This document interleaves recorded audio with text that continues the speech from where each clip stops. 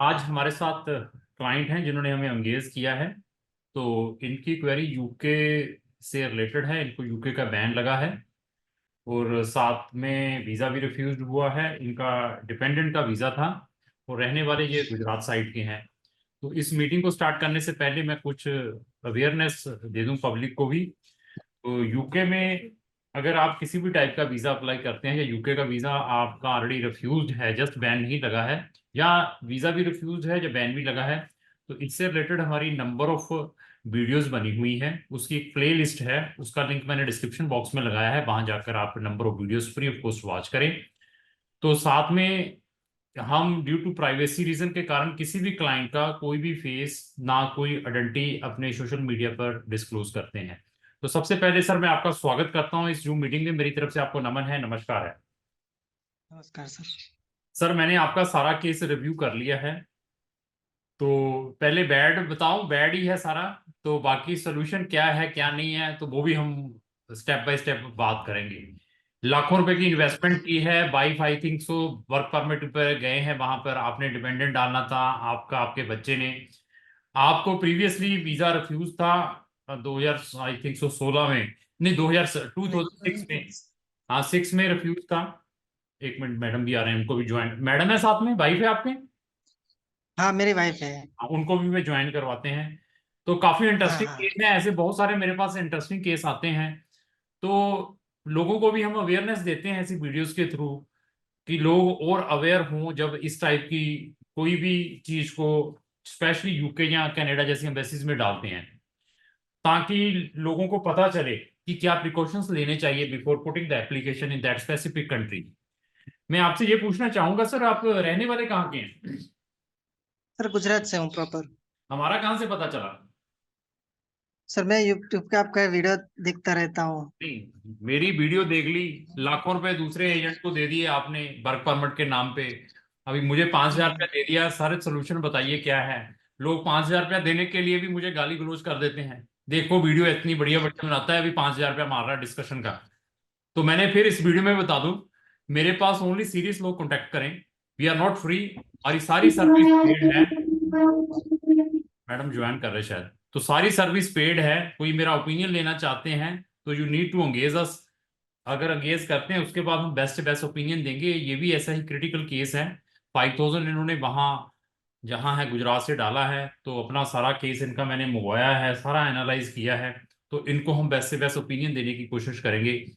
इनके लाखों रुपए बच सकते थे, इन्होंने लाखों रुपए, हम पूछेंगे अमाउंट कितनी लगाई है, अगर ये अपना केस डालने से पहले मुझसे कंसल्ट कर लेते। तो this is the lack of knowledge. जो लाखों रुपए आपसे ले लेते हैं, नॉलेज जीरो की रहती है और लोगों का कैरियर स्पॉइल कर देते हैं। और जो इनकी जिन्होंने जितने इन्होंने पैसे इन्वेस्ट किए होंगे, इनकी पूरी लाइफ की हार्ड अर्निंग होगी वो, क्योंकि मैं वो तो है। एक्सपीरियंस, हाँ मुझे मालूम है वो पूरी लाइफ की हार्ड अर्निंग होगी जो आपने इन्वेस्ट की है।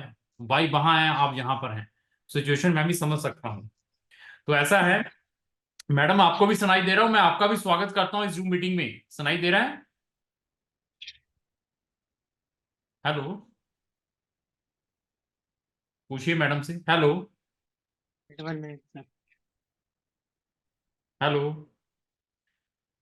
चलो एनी हो, मैं नेटशेल पे आता हूँ। तो कितने टाइम से हमारी वीडियोस को आप फॉलो कर रहे हैं? सर, ऑलमोस्ट जैसे ही मेरा ये रिफ्यूजल का केस आया ना, उससे हम्म 3-4 महीने पहले ही मैं दुबई से, अभी मैं पहले दुबई था। मैं, हम्म। मेरी वाइफ, पूरी फैमिली दुबई थे। ठीक है। अभी से हम मैं चेक करता रहता हूँ आपका, क्योंकि फर्स्ट टाइम लास्ट ईयर मैंने जो फाइल रखनी थी मेरी वाइफ की वर्क हम्म परमिट की, हम्म तब से मैं पहले 2-3 बार आपका वीडियो देखा था। हम्म। फिर बीच में जैसे ही वर्क परमिट आ गई, फिर वो वहां पे सेटल हो गई, तो फिर मैं थोड़ा थोड़ा सा बंद कर दिया था मैंने देखना। अच्छा अच्छा अच्छा। फिर तो यहाँ आ, के जब आ, फाइल रखने थी। आपका एजेंट कहाँ का था? यहाँ का ही, गुजरात का ही है। तो सर थोड़ा सा एक चीज पूछूंगा जरूर, मैं किसी को क्रिटिसाइज नहीं करूंगा ना, मैं एजेंट का नाम पूछूंगा, मैं ये पूछूंगा कि आपकी टोटल इन्वेस्टमेंट कितने की हो चुकी है अभी तक, कितने के पैसे मतलब लगा दिए उन्हें? ऑलमोस्ट 15। नहीं 15 लाख? 15 लाख। 15? 15 लाख। फिर तो चलो थोड़ा ही है गुजराती के लिए, तो गुजरात वालों के पास पैसा बहुत होता है। तो आपने जो अपना वीजा था यूएई से अप्लाई किया था इंडिया से, वाइफ का?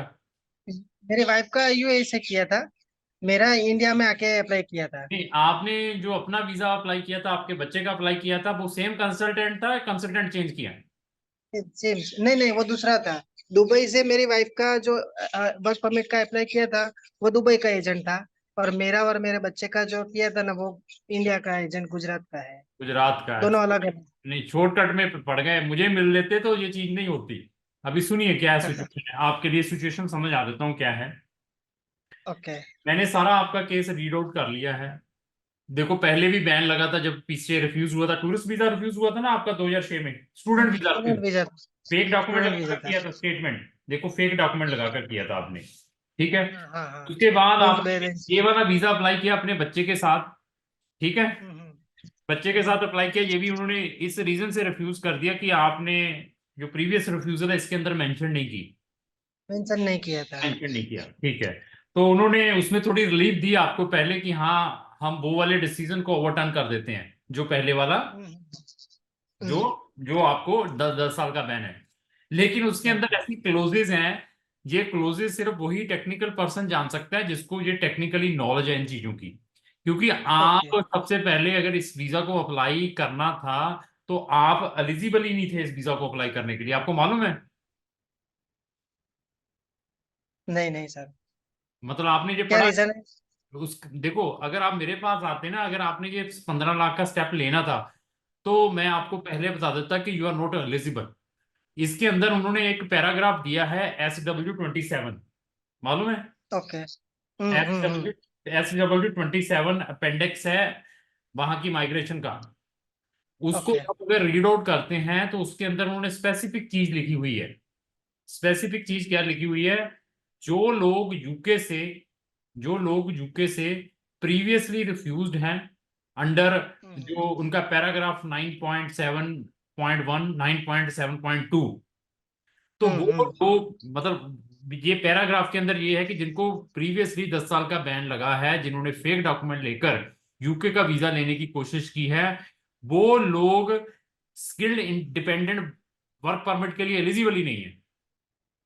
हम्म। ठीक है। अगर वो पहले आप मुझे कांटेक्ट करते तो मैं पहले ही आपकी हिस्ट्री पूछता यूके की, सबसे पहले कि यूके की हिस्ट्री बताइए क्या है आपकी। आपने वहां तो कोई इमिग्रेशन को ब्रीच तो नहीं किया, वहां पर कोई फ्रॉड तो नहीं किया, पहले ओवरस्टो तो नहीं लेकर आए, डिपोर्टेड तो नहीं रहे हो, पहले रिफ्यूज नहीं था, ऐसी हिस्ट्री सारी की सारी पूछ ली थी मैंने। तो देन मैंने आपके 15 लाख रुपए, कहीं पहले तो हम भेजना नहीं था यूके में, मैं छोड़ो कहाँ पे चक्कर में पड़े हुए, फिर कहना था कि प्रोसीड कर। तो अभी जो नेट सेल है, आपने इसके ऊपर फिर रिव्यू डाल दी, जो आपका रिफ्यूजल है। हम्म। ठीक है। रिव्यू में उन्होंने पिक रिलीफ दे दी आपको कि ठीक है, कि हम जो डिसीजन रिफ्यूजल का है उसको ओवरटर्न नहीं करेंगे, लेकिन आपके 10 साल के बैन को रिमूव करते हैं। हम्म। ये वाले। लेकिन अभी उसके बाद उन्होंने नया रिफ्यूजल भेजा है साथ में। हम्म। उस रिफ्यूजल में उन्होंने वो क्लोज डाली हुई है। ओके। तो it means you are not eligible even. इसमें फिर भी आपको कुछ रिलीफ मिल सकती थी। आपकी टेलीफोनिकली इंटरव्यू भी हुई थी? नहीं नहीं सर। नहीं, देखो उनके इन्होंने कुछ मेंशन किया है कि ये पूछा गया आपसे कि आप प्रीवियसली कहीं और गए हैं या नहीं, आपने बताया कि मैं सिंगापुर, जहाँ एक कंट्री का नाम बताया है, वहां गया हूं। एक इसके अंदर दुबई दुबई। दुबई। नहीं है। नहीं, दुबई इसके है। उन्होंने इसमें लिखा है कि it is acknowledge that you declare your previous travel to UAE from so and so. You fail to disclose that you have previously refused a UK visa and you have previously submitted a false information when applying for UK visa. कि ये चीज उसने mention की हुई है कि आपने ये बारे में बता दिया, लेकिन आपने ये चीज के बारे में बताया नहीं, और साथ में जो पैराग्राफ SW27 है उसके अकॉर्डिंग आप एलिजिबल ही नहीं है। ओके। तो इस केस के ऊपर कुछ नहीं हो पाएगा। और बच्चे को भी उन्होंने कोई रिलीफ दी नहीं है, बच्चे को इस ग्राउंड पे उन्होंने रिजेक्ट कर दिया कि बच्चे का अगर हम वेलफेयर देखते हैं तो वो अपने फादर के पास है, तो हमें नहीं लगता कि उसको कोई नुकसान हो रहा है। तो उसके लिए कुछ ना कुछ मैं कर सकता हूँ, दोबारा डालना है, लेकिन आप नहीं जा पाएंगे, आपके लिए इट इज वेरी डिफिकल्ट। आप इसके ऊपर टाइम मनी वेस्ट ना करें। एडमिनिस्ट्रेटिव रिव्यू डालनी है तो मैं डालूंगा, लेकिन रिजल्ट्स नहीं आएंगे। ओके। हम्म। और ये मेरे बच्चे का जो 5 साल के बाद वो ILR का जो क्लियर हो जाएगा मेरी वाइफ का, नहीं तो वो उसके बाद पॉसिबिलिटी है? नहीं, अभी पॉसिबल है अगर उसके पास स्किल्ड वर्कर पर, तो उन्होंने कहा नहीं है। अगर उसके पास उस टाइम पीआर मिलती है, जैसे कह रहे हैं आप, एलआरआई मिल जाता है, तो देन यू आर एलिजिबल। आप अप्लाई फिर कर सकते हैं उसके बाद। ओके। हाँ। तो अभी इतना टाइम देखिए। हाँ, बच्चे का आपने ट्राई करना है तो दैट वी कैन सी। अभी कहो कि इमीडिएटली डालो तब नहीं मिलेगा। आफ्टर 6 मंथ और 1 ईयर के बाद की बच्चा मदर को बहुत मिस कर रहा है, he want to travel. Okay. हाँ, उसमें उन्होंने पैराग्राफ मेंशन किए हुए हैं आपके बच्चे के लिए भी। इमिग्रेशन एक्ट 2009, उसके अंदर बहुत सारी चीजें हैं, सेक्शन 55 के अंदर भी। ओके। ठीक है। तो उसका हम ट्राई ओके। कर सकते हैं, लेकिन इमीडिएटली नहीं मिल पाएगा कि अभी डाल दो। ओके। और उसकी नई फाइल ही रखनी पड़ेगी सर? सारा कुछ नया, साथ में ये लेटर भी लगाएंगे, सारी चीजें डिस्क्लोज करनी है when putting the application of your son for this dependent visa. Okay. और पूछिए, कोई क्वेश्चन है तो। और सर वो पेप के अलावा कुछ हो ही नहीं सकता है? सर मैं कहूँ, पेप से आप कुछ नहीं? आप पैप डालें, प्री एक्शन प्रोटोकॉल डालें, आप एडमिनिस्ट्रेटिव रिव्यू डालें। उसका आपको राइट मिला है एडमिनिस्ट्रेटिव रिव्यू का, मालूम है आपको? दोबारा फिर दिया उन्होंने। तो दोबारा से डाल दिया है, अच्छा। ऑलरेडी अप्लाई कर दिया है। नहीं, ये ऑलरेडी अप्लाई कर दिया है। ये 16 फरवरी को रिफ्यूज हुआ है। 16 फरवरी को रिफ्यूज हुआ था, 20 तारीख को ऑलरेडी तो डाल दिया हुआ ही है। लेकिन मैं डाल दिया, लेकिन मैंने आपको नेट शेल में उसके रिजल्ट बता दिए क्या आएंगे, आपको भी थोड़ा आइडिया हो गया होगा। सही बात है। हाँ, वो सही बात है, वो आपका एक्सपीरियंस बोल रहा है, वो पता चल देखो गया ये, मुझे। हाँ, क्योंकि हमारे पास ऐसे नंबर ऑफ केसेस आते हैं। आपने 5,000 तो डाल दिया मुझे। अभी मैंने आपसे 15-20 हज़ार रुपया और निकालना होता एडमिनिस्ट्रेटिव रिव्यू बनाने के लिए, तो मैं मीठी मीठी बातें करके वो भी निकलवाता। लेकिन मुझे सही। मेरा कॉन्शियस अलाउ नहीं कर रहा कि नहीं यार, इसका बेचारे का कुछ होगा नहीं, ये तो बेचारा ऑलरेडी प्रॉब्लम में है। तो बाय वी आर मतलब हाँ। इसको और ज्यादा तंग करें या कुछ करें। ठीक है। ओके। बच्चे का ओके। डालना होगा, तो उसमें हम जरूर फिर हेल्प करेंगे इसके डिसीजन आने के बाद, और टाइम भी मिल जाएगा। और कोई क्वेश्चन ओके आपका सर? सर, इसके अलावा मैं कौन सी कंट्री में अप्लाई कर सकता हूँ? ये यहाँ पर अभी लाइन पे आए हो, अभी ये यहाँ पर ठीक है। अभी ये बताइए कि आपकी एज क्या है? 40। 40। आपकी हाईएस्ट एजुकेशन सर क्या है? Graduation BCom। बीकॉम कौन से साल में पास आउट हैं? 2003। परसेंटेज कितने के हैं? कोई ग्रेड बताएं कितने का आपके सीजी पे है? 47। 47। 47। तो अभी आपको एक्सपीरियंस किस चीज का है? अभी एक्सपीरियंस मुझे कैशियर का है, ड्राइवर का है, सुपरवाइजर का है। डन। अभी आपकी वाइफ की एजुकेशन क्या है? वो BSc B.Ed है। बीएससी बीएड है, तो उनको किस चीज का एक्सपीरियंस है? वो पहले टीचर थी। कितने साल का एक्सपीरियंस टीचर का? Almost 12-13 year. चलो, 12-13 ईयर्स का, वेरी गुड। तो अभी फिलहाल टीचिंग लाइन में है, छोड़ चुके हैं? नहीं नहीं, अभी तो वो वहाँ पे केयर होम पे है। तो UK में है अभी वो। मुझे ये बताइए, टीचर की जॉब छोड़े हुए 5 साल का गैप तो नहीं है?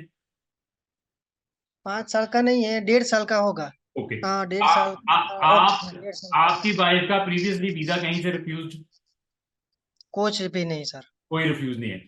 तो दूसरा, आपकी वाइफ ने, जहाँ आपने कभी जिंदगी में आयल्स किया हो? हाँ, किया हुआ है ना, 7.5 बैंड आया हुआ है। किसके? 6 साल पहले आई थिंक। किसके, वाइफ के? हाँ, वाइफ के। 7.5। जनरल। एकेडमिक जर्नल में किया था, ठीक है। तो ऐसा है कि प्रोफाइल इज वेरी गुड। अभी भी आपके लिए नंबर ऑफ कंट्रीज के ऑप्शंस हैं, डिमोरलाइज होने की जरूरत नहीं है। तो उसमें मैं अभी देखिए 2-3 वे है। जैसी तो ओके। आपने प्रोफाइल है, अगर आपके अंदर पेशेंस है, साल, 1.5 साल, 2 साल का, फिर तो we will proceed your application for free. Free के लिए ट्राई करेंगे, अगर इतना पेशेंस लेकर चलते हैं। जहां तो अभी आप डेस्परेट हुए पड़े हैं कि फॉरेन में जाना है, पागल हुए पड़े कि मुझे भेजिए किसी भी किसी तरीके से, हुक एंड क्रुक से। अगस्त का इनटेक है, 12-13 लाख रुपए की फीस लगेगी। डिपेंड आपके ऊपर है। 12-13 लाख रुपया बचाना है आपने, पेशेंस रखनी है, क्योंकि 12-13 लाख का ऑप्शन ऑलवेज अवेलेबल रहेगा। उसको तब वो तो इनकैश कर। हाँ। स्टडी की बात कर रहे हो? हाँ, स्टडी स्टूडेंट वीजा की बात स्टूडेंट स्टूडेंट की, और स्टडी आप वीजा के डिपेंडेंट। लिए। हाँ, स्टूडेंट और आप डिपेंडेंट। और कहीं नहीं कुछ हो पाएगा, पैसे वेस्ट करते रहेंगे। वो भी फ्री में मिल रहा है, मैं एक चीज बता रहा हूँ, उसमें ट्राई करें जो आपकी सिचुएशन है। बाकी आपके ऊपर है। और मैं फिर बता देता हूँ आपको, और इसका एडवांस एडवांस बताता हूँ अभी आपको क्या होना है। आपने 6 हाँ महीने बोल। के बाद फिर मुझे हाथ जोड़ने हैं, सर 11 लाख वाले में भेजो। अभी आप कह रहे हैं स्टूडेंट वीजा में मैंने जब आई एम मैंने इसमें पीएचडी की हुई है क्लाइंटों के साथ, ये काउंसलिंग में। आई नो द पेशेंट की प्रॉब्लम क्या है। तो ये कहा है कि फ्री वाले में ट्राई कर लीजिए, कंट्री हम बताएंगे, हमारा स्टाफ आपको, कि इस कंट्री में we will put your application, यहाँ पर आप फ्री में ट्राई करें। जो आपका लॉस 15 लाख का वहां हुआ है यहाँ पर हो जाए, अपनी मैं फीस जरूर लूंगा। ओके। हाँ, तो वो वाली ट्राई जरूर मार। ओके। ठीक है, और बताइए कुछ क्वेश्चन। और सर अभी जो मैंने मेरी फाइल रखी थी वहां पे जो बैंक बैलेंस शो किया हुआ है, वो मेंटेन रखना पड़ता है जब तक एडमिन रिव्यू का रिजल्ट नहीं आता तब तक? बहुत अच्छा क्वेश्चन आपने ये पूछा है। 100% व्हाट्स एवर डॉक्यूमेंट आपने एडमिन के लिए भेजा, एआर के लिए भेजा है, या पैप के लिए भेजा है, या वीजा अप्लाई यूके का किया है, उसको प्रॉपर मेंटेन रखना है till the decision date. Okay. Even till the decision date नहीं, टिल जब तक आप वहां पर अराइव नहीं होते। ये भी ख्याल रखिए आपके केस में स्पेशली। हम्म। दूसरा मेरी एक रिक्वेस्ट है, एक आपने जो अपने एजेंट से अंडरटेकिंग ली थी, जो उसने लिख कर दिया था कि ओके। मेरी एरर थी। दूसरा एक आपने अंडरटेकिंग दी थी यूके वीआई को, अपने हाथ से भी लिख कर कोई अंडरटेकिंग दी थी। तीसरी आपने जो एडमिनिस्ट्रेटिव रिव्यू अभी भेजी है। ओके। ये 3 चीजें मुझे और भेजेंगे तो थोड़ा सा मैं और बताऊंगा कि होना क्या है नेक्स्ट वीक। ओके। रिजल्ट तो नेगेटिव ही हैं जो मेरी अपनी एक्सपीरियंस है, बट मैं फिर भी आपको कुछ बताऊंगा कि क्या करना चाहिए था। ओके। ठीक है सर, और जो कुछ। हो गया वो तो छोड़ो सर, अभी तो मैं ऐसा समझ लो, जो हो गया वो हो गया। अभी आगे क्या क्या करना है वो समझना मैंने है। फिर बता दिया ना, 6 मंथ के बाद हाथ जोड़ के कहेंगे सर मैंने यहाँ पे 11 लाख रुपया लगाने के लिए तैयार हूँ, फ्री का छोड़ दीजिए। मैं आपको बता दिया situation, but will happen in after some time. Okay. ठीक है जी। तो अभी इस वीडियो को खत्म करते हैं। मैं फिर बता दूं, 15 लाख रुपया देखिए लगा दिया इन्होंने। तो मैं हर एक पेरेंट्स, हर एक बच्चे को यही कहता हूँ कि फॉरेन जाने से पहले रिसर्च बहुत जरूरी है। किसी भी कंट्री में जाना है, कंसल्टेंटों की वीडियोस वॉच करें जो उस इंडस्ट्री से रिलेटेड है, जिनको उस इंडस्ट्री से नॉलेज है। 8-10 कंसल्टेंटों की वीडियोस चेक करें, उसके बाद डिसीजन लें कि कौन सा कंसल्टेंट कंपिटेंट है, और मैंने क्या प्रिकॉशंस लेने हैं before going to that specific country.